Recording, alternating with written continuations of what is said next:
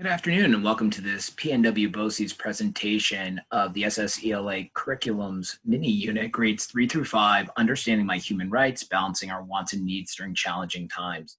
This mini unit is designed to be taught at the 3rd, 4th, or 5th grade level, but contains tasks and lessons and instruction that can be used across all 3 grade levels. The purpose of this lesson is to be used by teachers and or families to explore key ideas and practices from the New York State Social Studies framework, grades 3 through 5. This is a mini unit and can be taught over several weeks. The individual lessons are designed for flexibility in design and instruction. Please feel free to adapt and supplement them based on the needs of your student. And again, the operative word here is going to be the idea of flexibility. We really encourage in these times of virtual or online learning to build flexibility into your lesson design.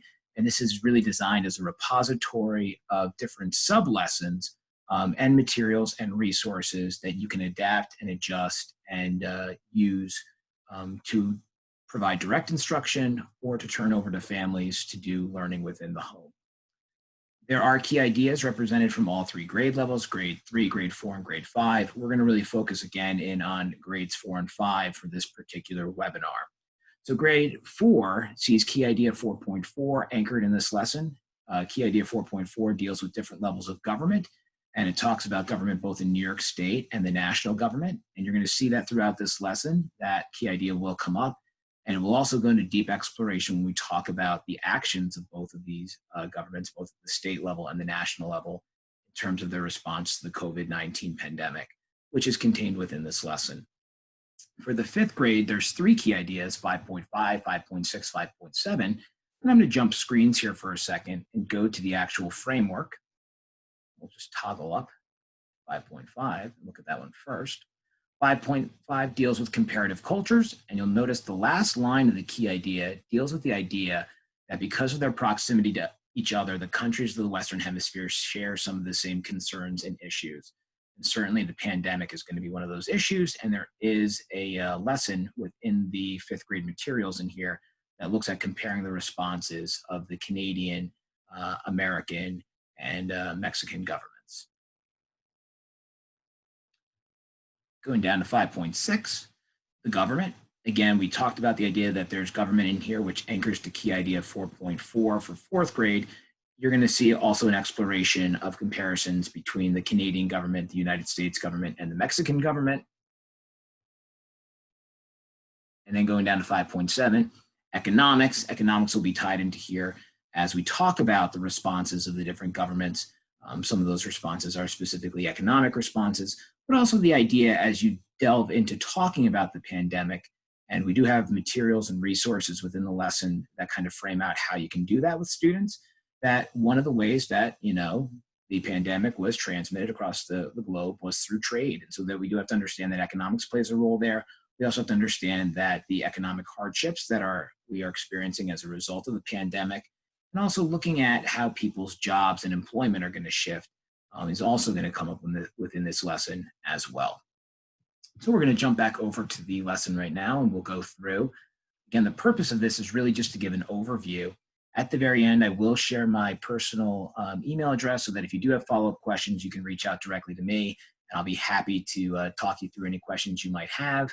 We also have been very thankful that with the K2 lesson that we shared out, we've received additional resources, which we then put back into the lesson. So of course, as you are navigating this lesson and turn-keying it out and using it with students, if you do come across any additional resources that you would like to share out with the broader SSELA community, please feel free to reach out to us and to share those great resources. So there is a color coding component to this. And again, this is just to kind of organize your thoughts. We are again encouraging though that you grab from all aspects or all components of this particular mini unit, whether you're a 3rd, 4th, or 5th grade teacher, even if a part of the lesson is color coded for a different grade, it could be adapted and utilized because, there's the idea that there's a review component to this. If you're a 4th or 5th grade teacher, it ties back to 3rd grade and human rights, looking at human rights through the lenses of government action. And then if you're a 3rd grade teacher, you may want to kind of preview 4th and 5th grade material with your students because it might provide them better contextualization of what's going on around them. So Overall, though, just so if you take a look at this key right here, anything that's highlighted in yellow is really what we've described as an all-grade task or all-grade instruction. Orange is going to be more specifically looking at third grade material. Fourth grade is going to be represented by green, and then fifth grade is going to be represented by the teal color. So the first part of this lesson does look at an overview of human rights. You start off with a quote from the United Nations, and then you start off with a little bit of, again, our contextualization for you.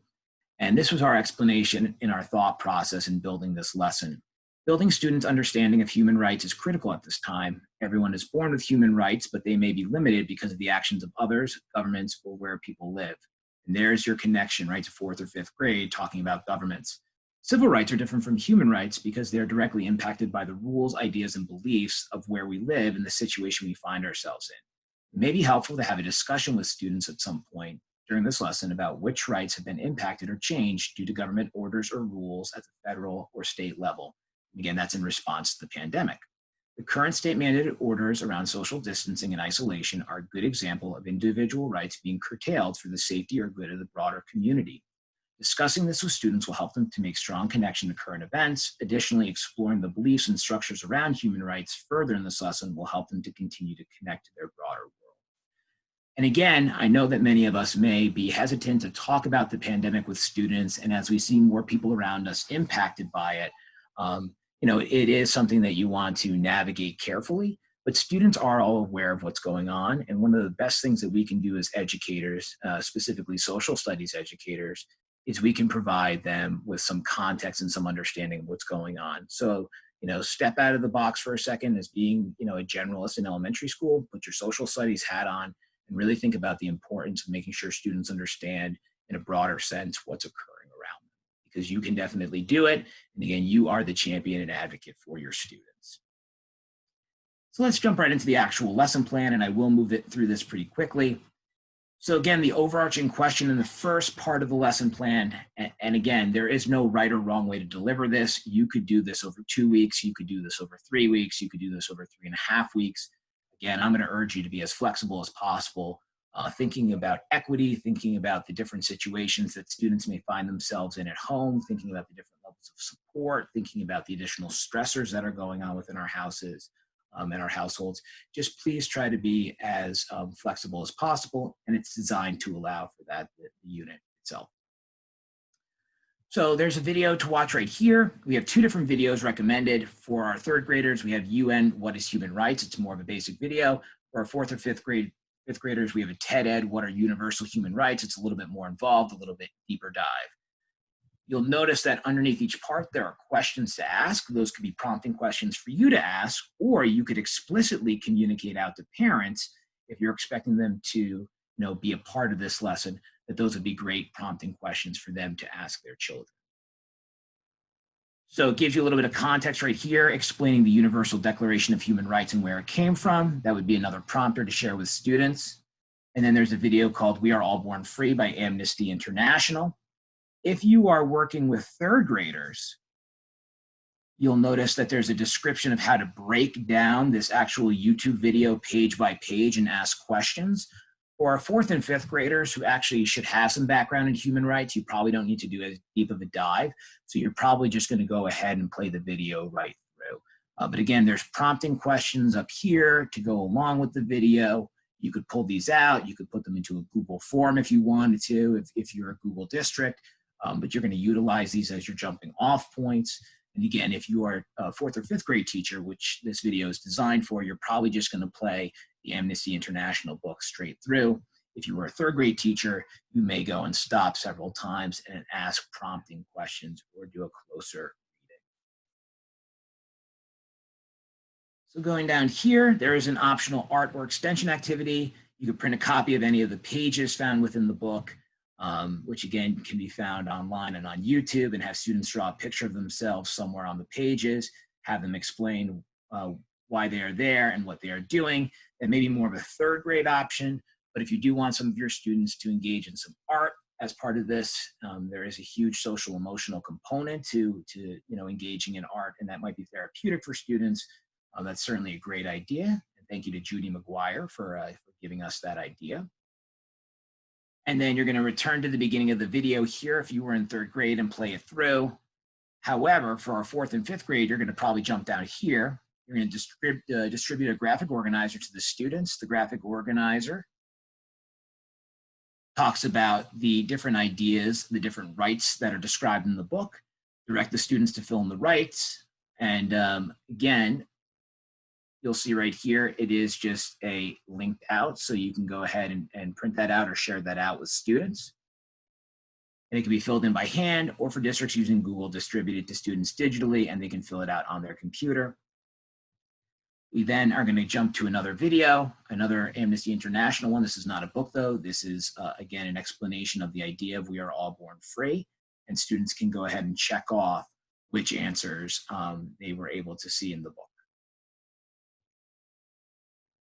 Additional prompting questions right here related to the graphic organizer as students begin to talk about and break down what the different types of rights, which are considered to be human rights, are. We're then going to transition to the second part of this lesson. And again, this is really more of a third grade lesson, but we thought it would be a great idea to frame the entire unit through a human rights lens. We're going to be utilizing the story of Malala in this part. Many students may already be familiar with the story of Malala and her championing of educational opportunities for girls and for all students, across the United States and across the world.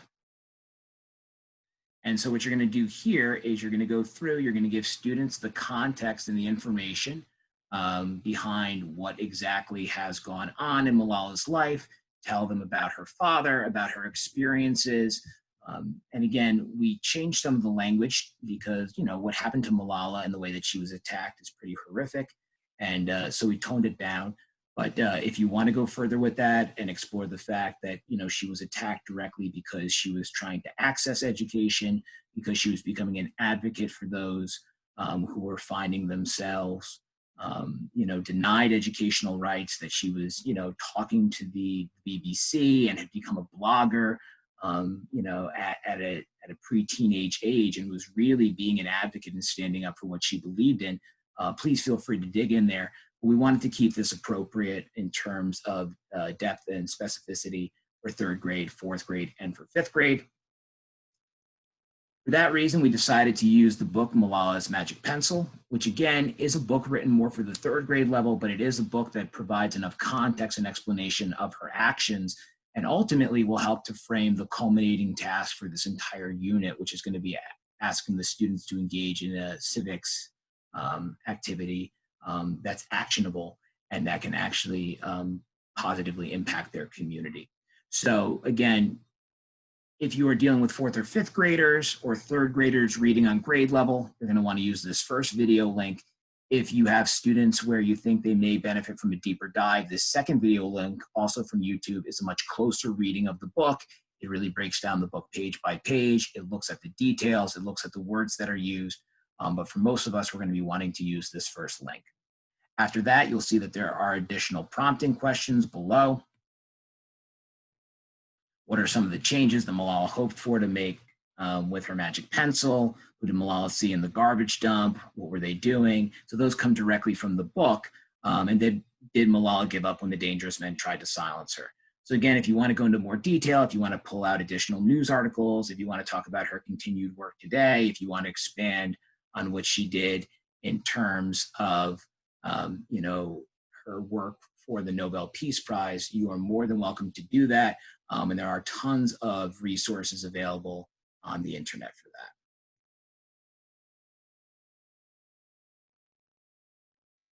The last part of this lesson is the idea of connecting Malala's selfless actions to what the students are experiencing now. Of course, we cannot necessarily say that social isolation mirrors exactly what Malala did and her outspoken advocacy, but the idea of doing what is right and what is important for the community really does correspond. And so we would really encourage you to make those connections there.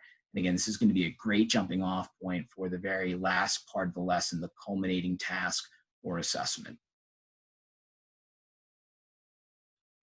So now what we're going to do is we're going to start to transition to the idea of optional writing extensions. Again, these can be in conjunction with Malala's story. And it's really an idea of allowing students to self-reflect. And thank you to Danielle Colangelo, who is our regional coordinator for ELA, for providing these for us. But again, it's another opportunity to allow students to reflect on what they heard in the story, what they saw within the story, their own thought process, the connections that they're making to how they're feeling right now in terms of taking action for their community by self-isolating, and then comparing it and contextualizing it to what happened to Malala. The next part of this begins to connect to citizenship and the idea of government and what being a good citizen or a good member of community looks like for different people in the United States and in New York State. And again, we're going to encourage third grade teachers, fourth grade teachers, and fifth grade teachers to definitely dive into this component because it does touch on all three grade levels and key ideas in all three grade levels. We're also going to introduce the idea of a constitution here. So again, you can start to see that we're moving out of some of the third grade material and starting to move into material that is more fourth or fifth grade specific. It goes into a breakdown of the three branches of government. There's a great resource here, which is an online resource, Ben's Guide to Government for Kids, which is operated by the US government. Talks about rights within the United States. So good opportunity again to compare and contrast what the UN defines as rights, maybe with what the United States defines as rights, rights that can be found within the Bill of Rights, contained within the US Constitution. And then the next task is right here, you and your family partner. So if you are doing some group work with students online or virtually, this could also be done with students, but we envision this mostly as being done within households or with families. So you and your family partner will use the above list of citizens' rights and citizens' responsibilities to create a situation demonstrating one of the bullets. The situation can violate or illustrate one of your rights or responsibilities. You and your partner should be prepared to perform your skit. So this is a charades game looking at rights and responsibilities of US and New York State citizenship. The skit could then be performed for other family members, recorded and submitted to the teacher for feedback, or a script could be created and submitted. So again, depending on what access a student has to assistance at home, what aspects of technology they have, or availability of technology, and what you're comfortable with, the actual product here could look very different, and we again encourage flexibility there. Viewers should then be able to determine which of the rights or responsibilities you are demonstrating. The fourth subcomponent of this lesson, you'll notice that it jumps into green because it really is aligned with key idea 4.4 from the New York State framework. But again, we're really encouraging, even if you're a third grade teacher, great opportunity to talk about New York State government so students can better understand the current events that are happening around them.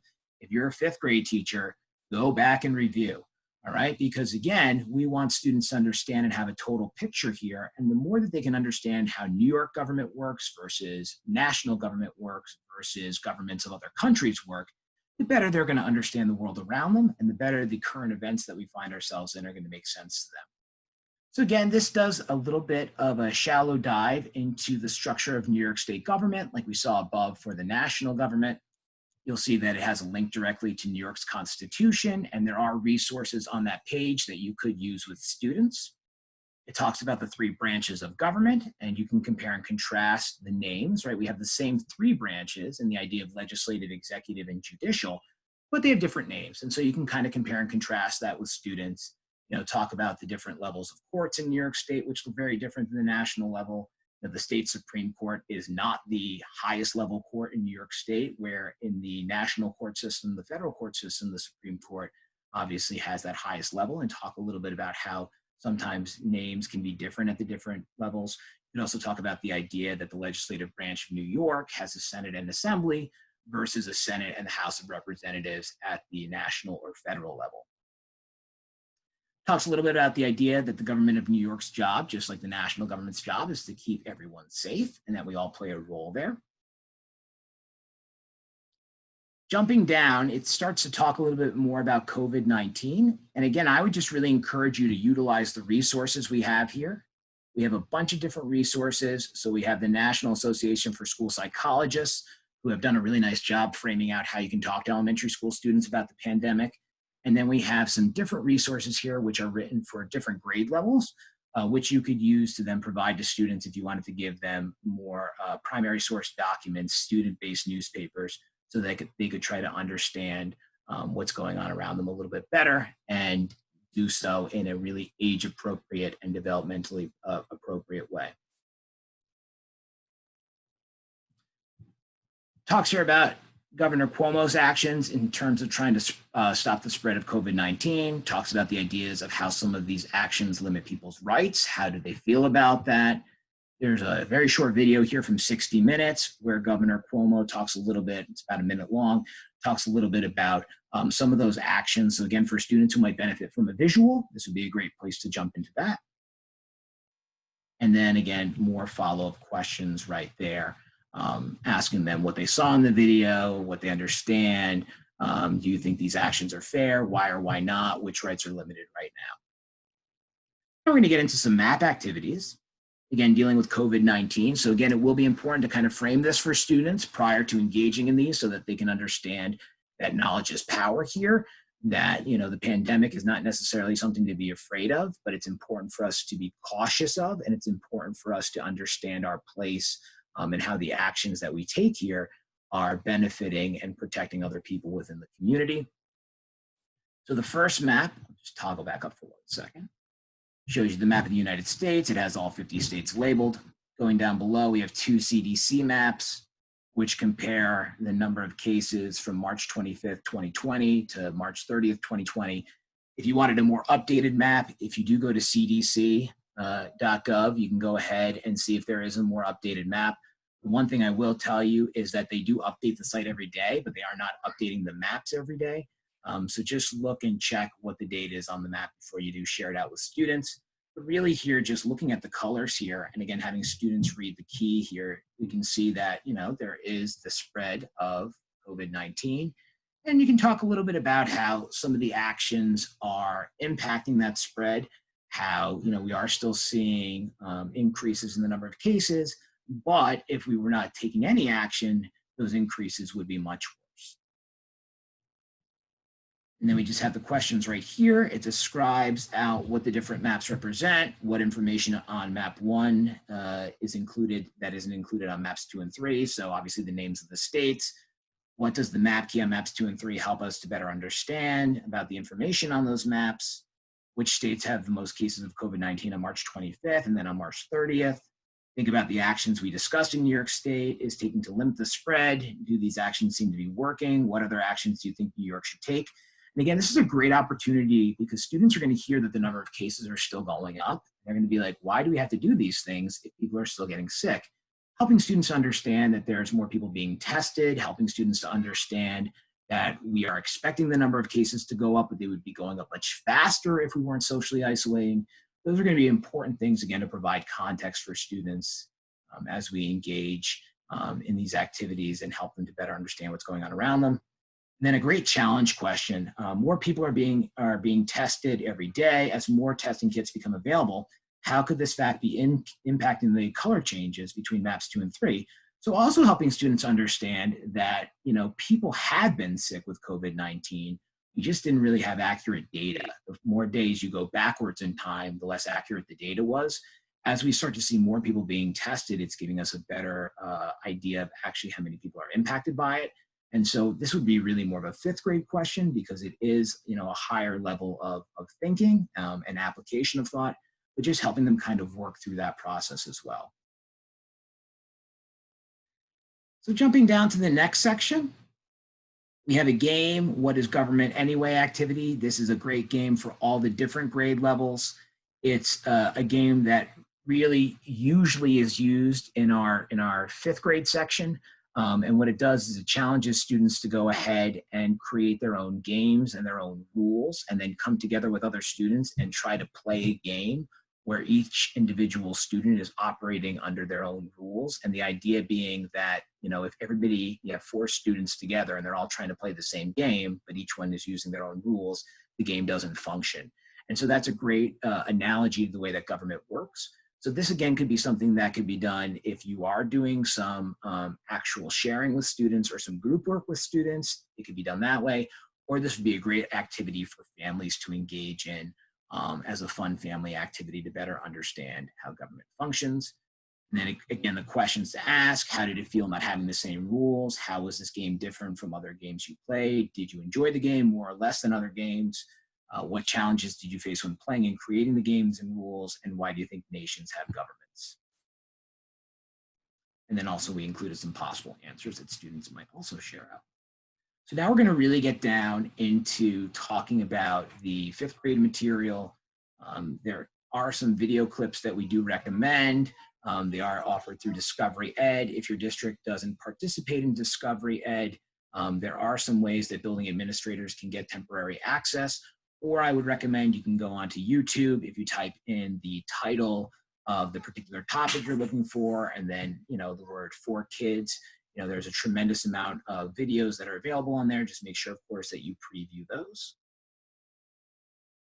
And so then what you're going to do is you're going to frame for the students this next lesson, which is going to be a comparison of the different governments of the United States, Canada, and Mexico, and then also looking at their response to the coronavirus and how different governments have responded in different ways. So there's 2 different comparisons here. There's the structure of government here, and then there's also the way that each individual government has responded. And where we got the information in terms of how the governments have responded are the actual government websites. So if you want to add additional resources, if there's more that's been done by the Canadian or the Mexican or the United States government, feel free again to go ahead and to add to these resources. These are current as of March 28th. But of course, if more happens or plays out in the next few weeks, you may want to add or supplement those resources or update them. So this is a very large lesson. And again, it really is designed for 5th grade. And we embedded the actual lesson in another document. So I'm going to click on the document right now, and I'm going to open it up so that you can all see it.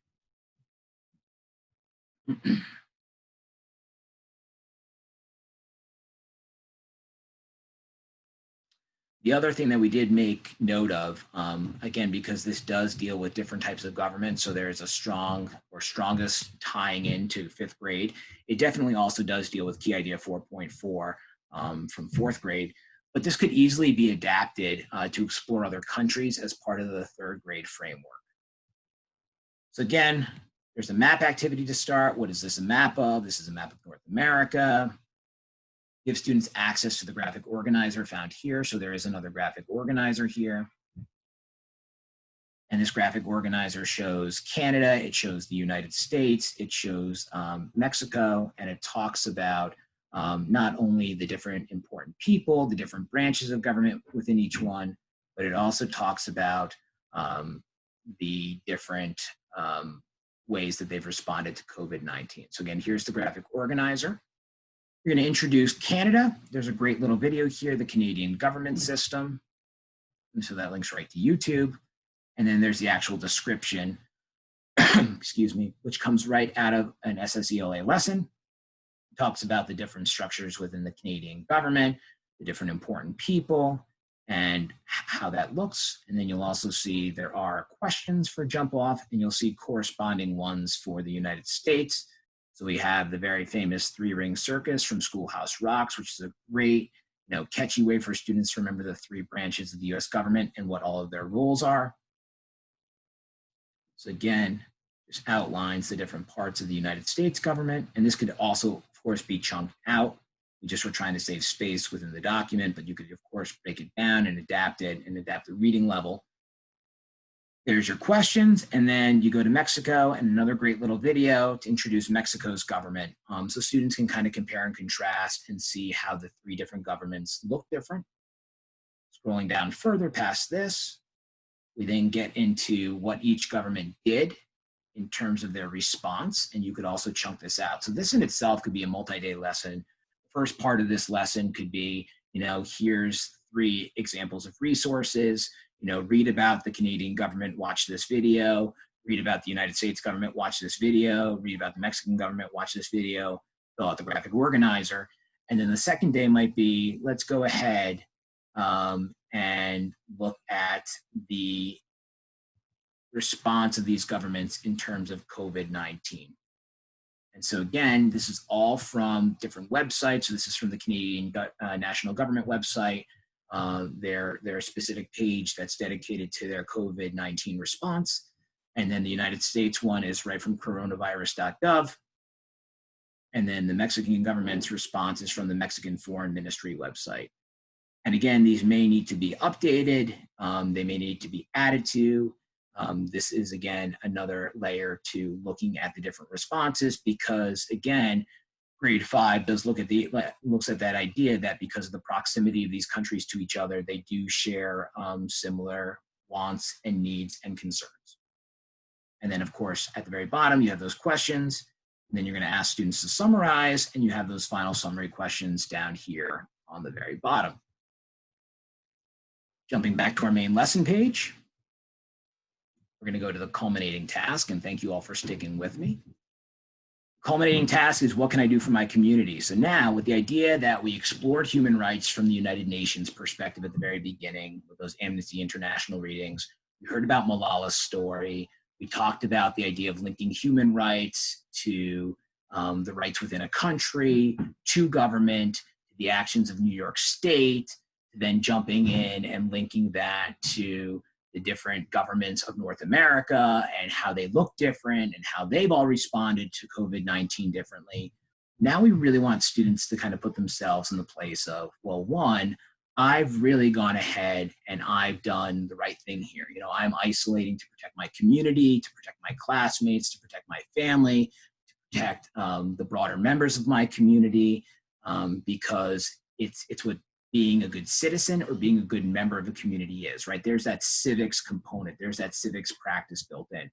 So we thought a great way to kind of wrap this all up would be to take all of that information, the idea of human rights, the idea of civil rights, the idea of New York State government, the idea of national government, and really say to the students, you have the power and the ability to take action within your community. You're doing it right now. But now let's think outside of the box and let's think bigger.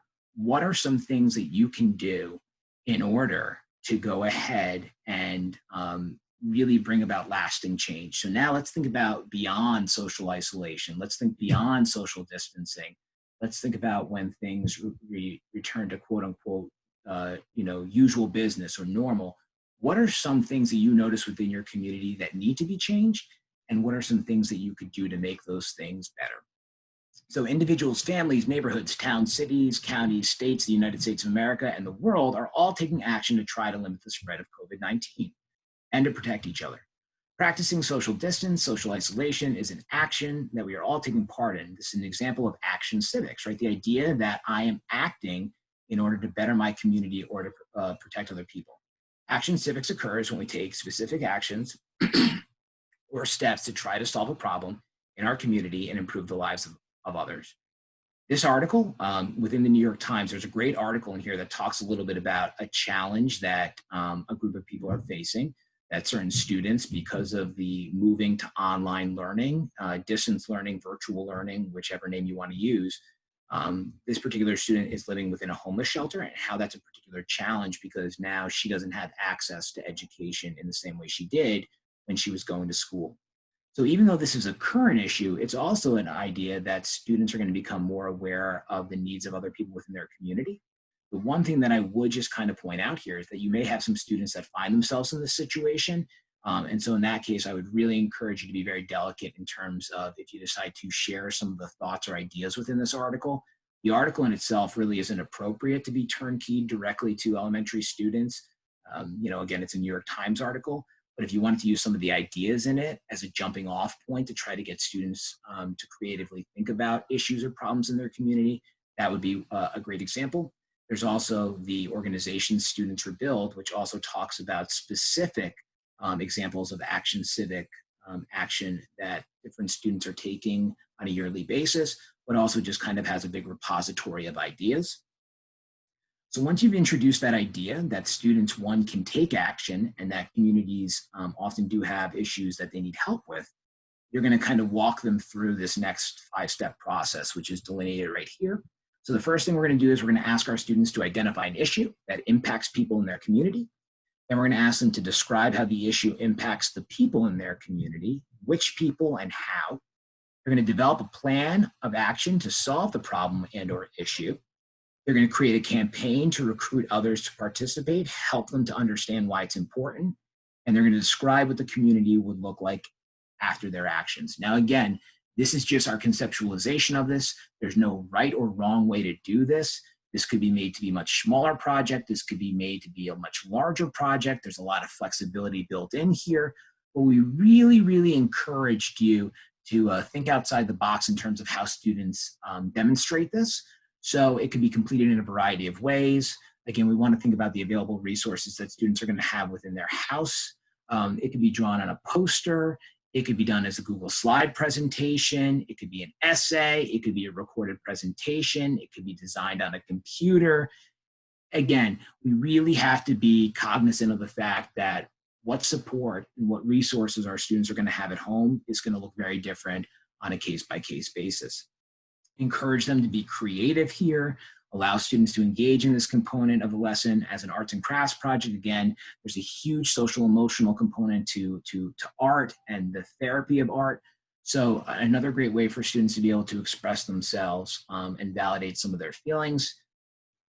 We did, though, for those of you that are a Google school or that have been using Google or have students that are familiar with Google Slides, Linda Brandon, one of our excellent SSELA consultants, built a terrific slide deck right here where students could actually do their entire project within it. The additional directions on how to do that are also included as a separate link right here. And for those of you that may not be familiar with using a slide deck to have students fill in their information, the kind of one rule of thumb is that the file that you get is a view-only file. You have to go to the file and then you have to select to make a copy and you save it to Google Drive. And then if you have a Google Classroom, you could then push out a blank template to every single student. But the directions are right in there and Linda included those for you.